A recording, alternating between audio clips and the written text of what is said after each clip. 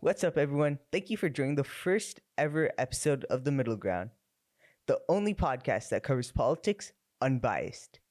I'm your host, Sean Sood. Today, we'll be talking about one of the most controversial issues in the world right now, the Israel-Hamas war. So how did the war even start in the first place? It all started on October 7, 2023, when Hamas fired hundreds of rockets into Israel. At the same time, armed militants went across the border and raided a music festival and numerous houses. Hundreds of people were taken hostage, and numerous people were killed in their very own homes. So then how did Israel respond? The response was immediate. Total airstrikes, tanks rolling, no food, water, or electricity going in. The world was divided. Half the world called it terrorism. Half the world called it justified resistance. So what is Israel's point of view? To them, Hamas is more than just an enemy. It's an existential threat.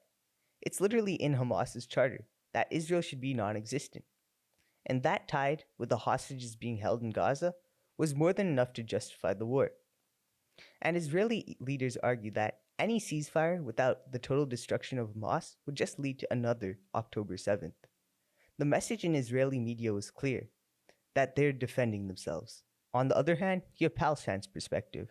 Millions of people trapped inside a strip of land that's smaller than most cities. Years of blockade and unemployment. Infrastructure was starting to fall apart. When the bombs hit, it wasn't just militant organizations that were affected. It was people's homes, schools, and more. Thousands of civilians were killed. They called it collective punishment. And then there's the global divide. The US and most European countries have supported Israel for the most part, with billions in military aid and weapons. Except for France, when they said that they would recognize Palestine as a state, and Canada saying that they would follow the footsteps of France. On the other hand, you have certain Middle Eastern countries who have openly supported Palestinian fighters.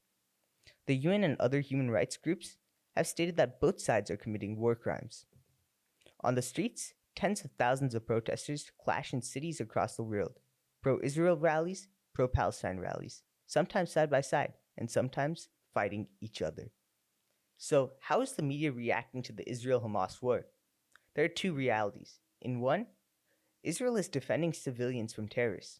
In another, Israel is destroying neighborhoods with bombs and committing genocide. Both sides pump propaganda. Videos go viral, some with millions of views, then turn out to be fake.